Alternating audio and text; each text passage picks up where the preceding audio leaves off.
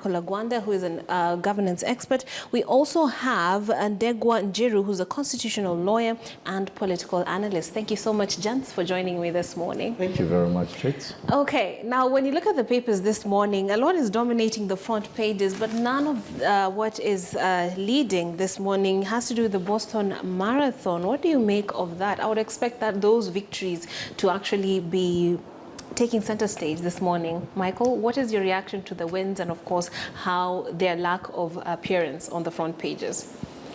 Good morning, our viewers. Indeed, Kenya has done very, very well in terms of our success within the track. And unfortunately, as many have said, we do not seem to gratify and glorify our own. In fact, we are so much into politics that if you look at the front page of Daily Nation, it's about politics, nothing about the sports whatsoever. Right. And if you look at what is happening in the Standard, I mean, at least this is timely because it's talking about the school fees and something that is really hitting the parents today as students go back to school. I think we probably have very good people at the Ministry of Sports, but we do not have very creative people there. Creative people that will make a small win be a huge win for the nation. Creative people that will be in the front line to celebrate every single win in the marathon, every single win in the international race without them being pushed to do so. Right. We also need to have serious sports agents in this country so that we can find this in the dailies, we can find this in the social media, we can find this in our adverts. And I think if the Ministry of Education is not up to date with the accolades that goes with this winning, then we need to hire a private consultant to be able to help us so that we can have all these sportsmen on our billboard appearing. I mean, if you walk in town, whether Nairobi or Kisumu, you have digital TVs on the street. How about those being updated so that every win is updated in those digital TVs? When we do that, we encourage more people to be on the sports. That money, as much as it's coming to that individual winner of a marathon, it comes into this country. The Kenyan government benefits from it in terms of taxes. The Kenyan government benefits from it in terms of being put in the limelight in the international community. I congratulate our winners. But that's not enough. I think Kenya needs to do much better in terms of appreciating our athletes because they put us in the global limelight. They put us in as a destination tourist. There are people who come into this country just to see where our athletes train. And when they come here, they spend millions of money as a result of that. The government must reciprocate by appreciating the good work that our athletes are doing. Absolutely. And this is tucked away on page 46 of the Standard and in page, it's a lead story in the sports section on the page 40 in the Daily Nation. Mr. Njiru, what do you make of the win and, of course, how it is being covered by our dailies this morning? Thank you very much for the opportunity. I think we are living in very interesting times. And I'll join issues with my colleague in making the submission that he has made. But make observations that these are occasions when Kenyans come together and they join hands and they exhibit the unity of this country at a particular time. So when we celebrate these heroes, we celebrate them as Kenyans. We don't celebrate them from the segmentation of their tribal cocoons from which they come from. They have always indicated as a symbol of unity. And because the country is also in that theme of trying to unite and trying to deal with our challenges of the ethnic differentiation of the country, I think we can take them as a basis upon which we Kenyans can start and continue with that conversation of unity. Unity for purpose and unity for making sure that this country moves one as a republic, so that then we're able to face and resolve our challenges in unison, in the sense that facing the challenges of this country as a unity. For one reason, sorry, there's a bit of noise coming from the studio. So I'm saying, Jiru, we hope to sort that out shortly, but I will veer off from that top story and move on to politics, which is being covered adversely. And we did have that story about what Oka had said as they were campaigning in the by-election about the deputy president and his resources, that he has been quite generous with, calling them proceeds of corruption. And on this comes hot on the heels of the Pandora Papers leaks, a very, a story that at the heart of it has to do with politicians and, of course, the bigwigs in Kenya declaring their wealth. Now, Mr. Agwanda, what do you make of that and those assertions that the deputy president is using proceeds of corruption to endear himself to Kenyans and possible voters? Trix, it is very interesting time, as somebody has said. We're getting to a political high temperature in this country. A political high temperature will simply mean that everybody is for himself and God for us all. In other words, what is happening in this country now is everybody wants a pie of the next government. Yes. And the next government is just about 8 months away. And for you to get to the next government, you want to endear to the people, not just endearing to them to give you votes, but to be seen to be having some facts, to be seen to be having some serious discourse in matters of this country. Yes. When we know for a fact that the deputy president has been holding numerous meetings in his residence, and it's thousands and thousands of people, these people, most of them, a majority of them, if not all of them, actually all of them, will be facilitated to come to, to the deputy president's home in Karen. Yes. They will be paid transport for that matter. They will be eating for that matter. This is not public money. This is deputy president's money. We are also privy to the fact that he's been giving a lot of money to churches. Not in a bad way, but he's been very generous to them. But we also know that he's been holding serious and very, very expensive rallies. And his campaign team, whether it's social media or mainstream media, has also been really spending a colossal sums of money in terms of, running his model out there. Now, this cannot happen without money. This happens with a lot of money. The reality is everybody knows how much the deputy presidents earn every single month. If you see the amount of money that he's giving to the churches, the amount of money that he's giving to Harambes, the amount of money that he's giving to people that are coming to his home every single day from all over the country, the fundamental question that every normal person should be able to ask is, where does he get the money? Now, that money might be his.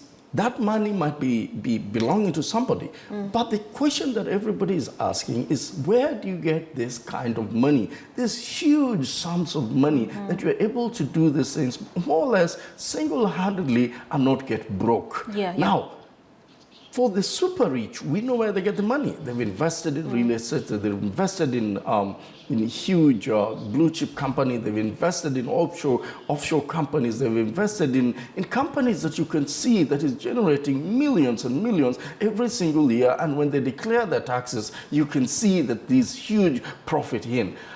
Deputy President seems not to be known other than the chicken farming that he says he sells, where he gets the money. Hence the question. I think it's a legitimate question.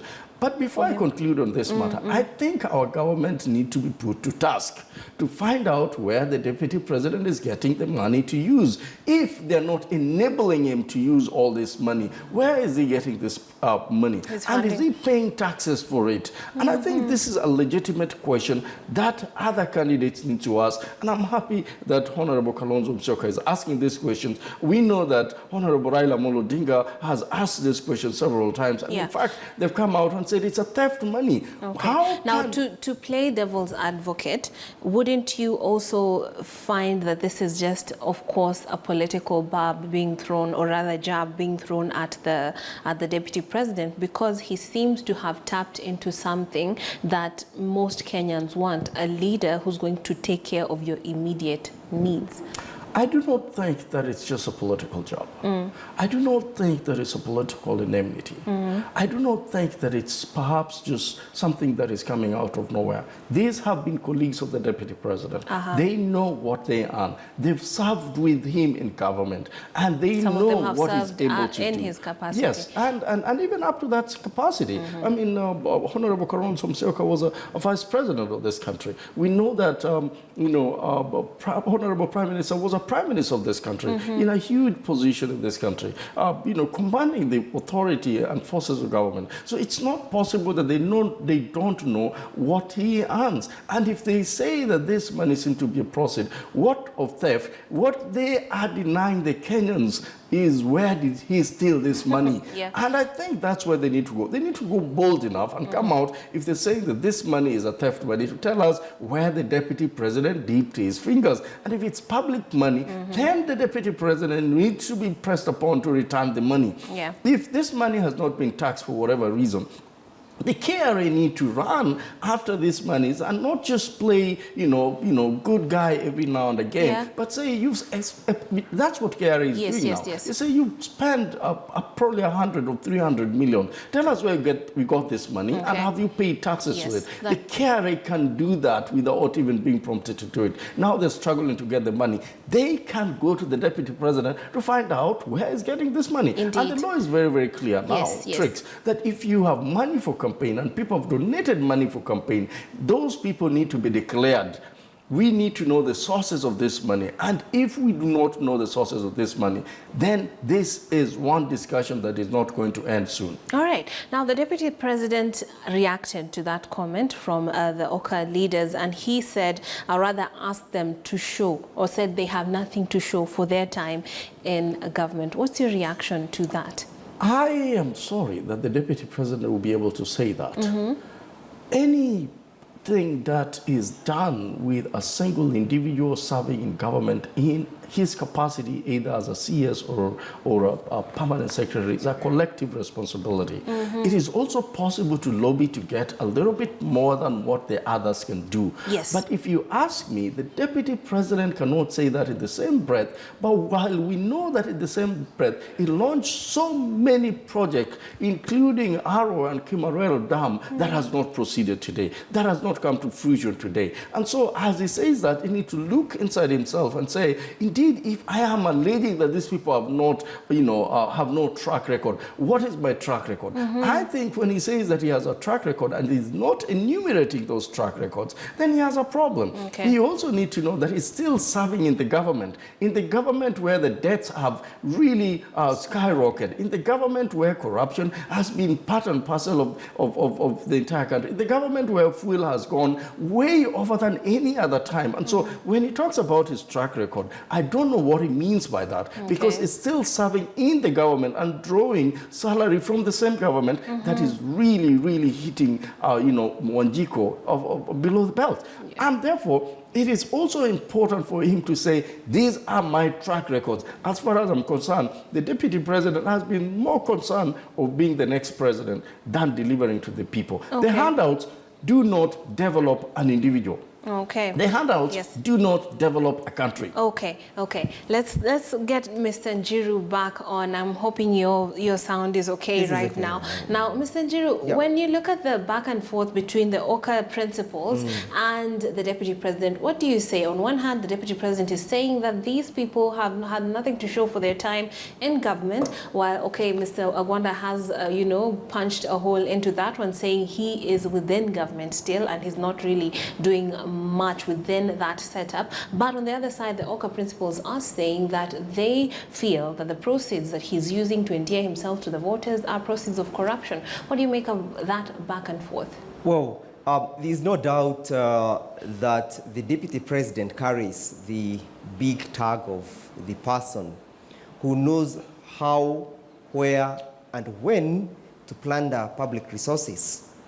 Why do I say so? Because most of those parastatals and governmental departments and ministries that were led by his people when President Uhuru Kenyatta shared government with him, most of them were riddled with corruption. And I may not shy off to say that one of those organizations that were riddled with corruption is Kenya Power.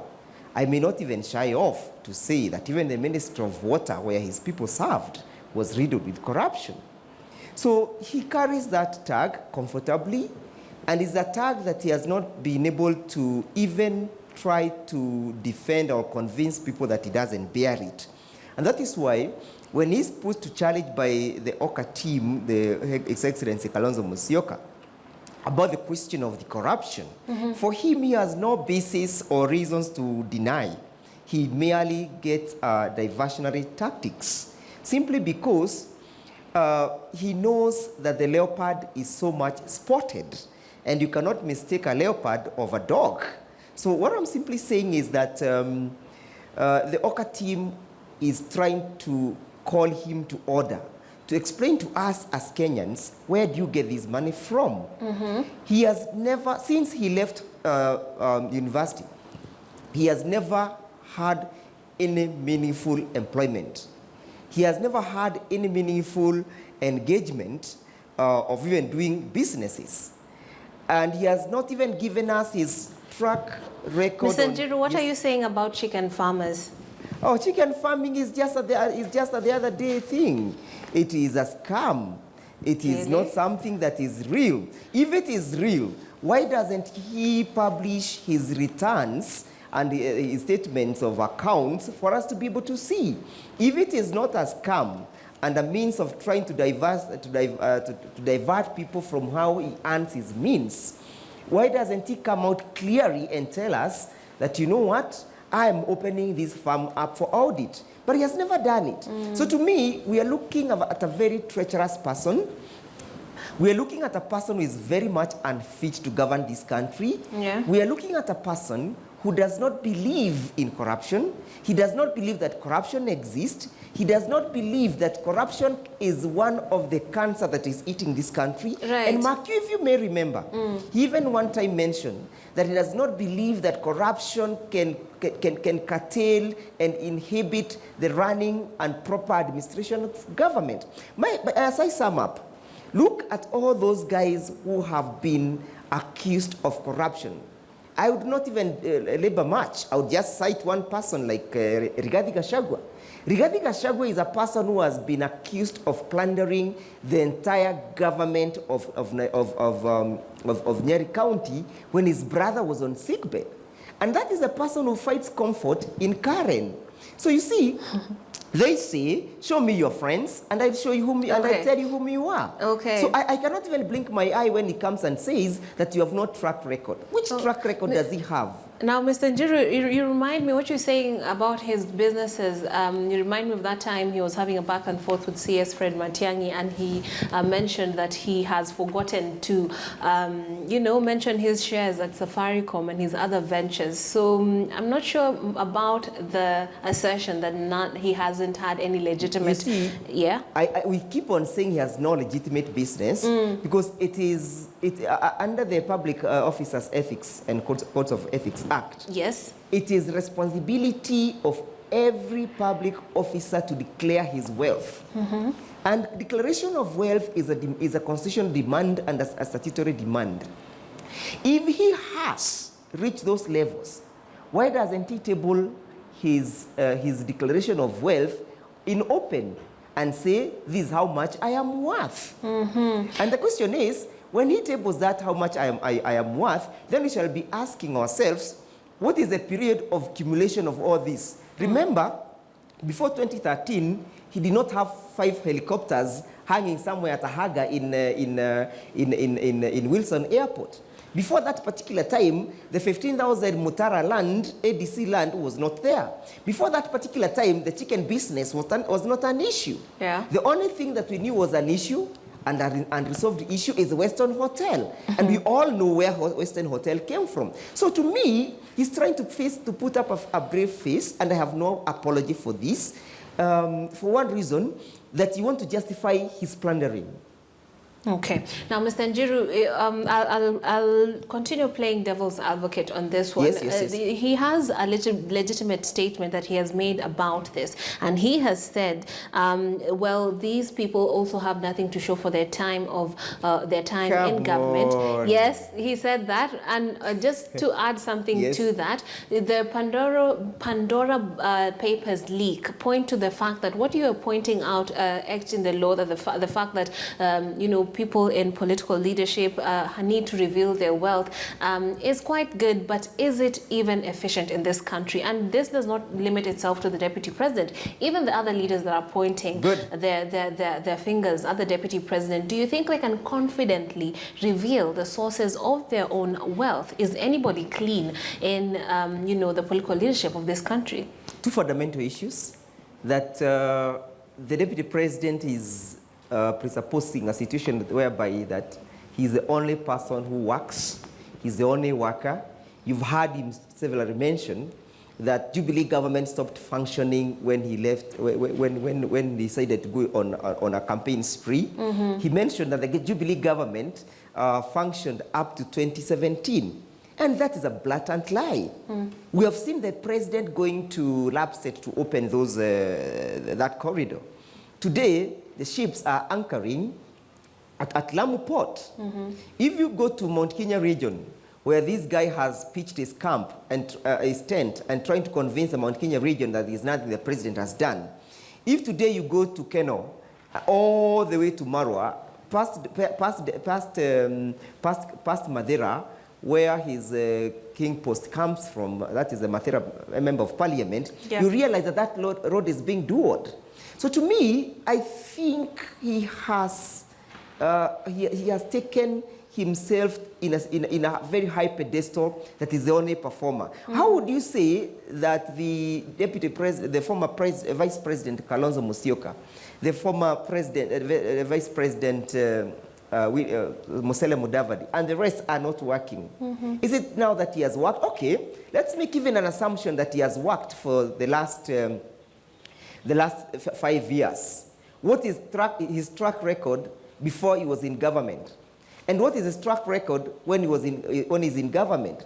The only thing that you can be able to show is unexplained wealth. Mm. To me, I think he also needs to be fair to his colleagues and call the spade a spade. And the time has come for us not even to blink our eyes when we speak the truth, because we must save this country from the bitterness of these individuals. We must save this country from the capture that they have done. They captured serious economic sectors of this country.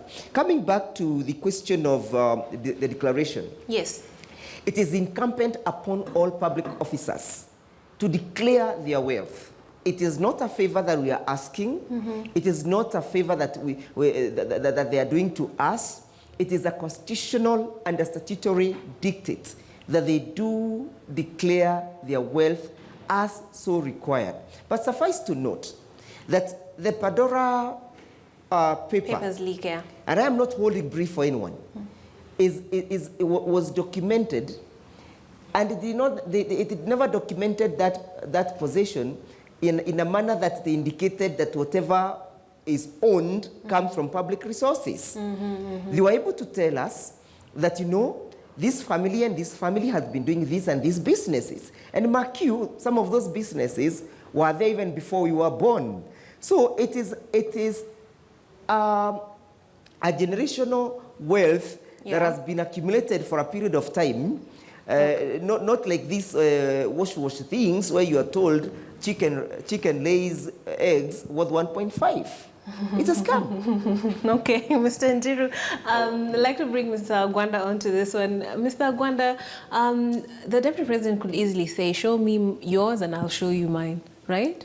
Yes, but when the Deputy President talks about his track record, and he's saying, my tracks and records are none. Mm-hmm. I think he's forgetting that he was a minister of agriculture in this country. Yeah. And there was a huge scandal in that ministry, yeah. Maize scandal. And as a result, he had to be moved out of that ministry. We also know that a lot of, when the Deputy President, William Ruto, formed government with His Excellency Uhuru Kenyatta. He had his section of ministries that he took, and he appointed ministers, and the president also appointed ministers in some ministries. Yeah. We know that one of the ministers, just like Mr. General said, one of the ministries that he took was Ministry of Energy. We know that one of the ministries that he took was Ministry of Agriculture.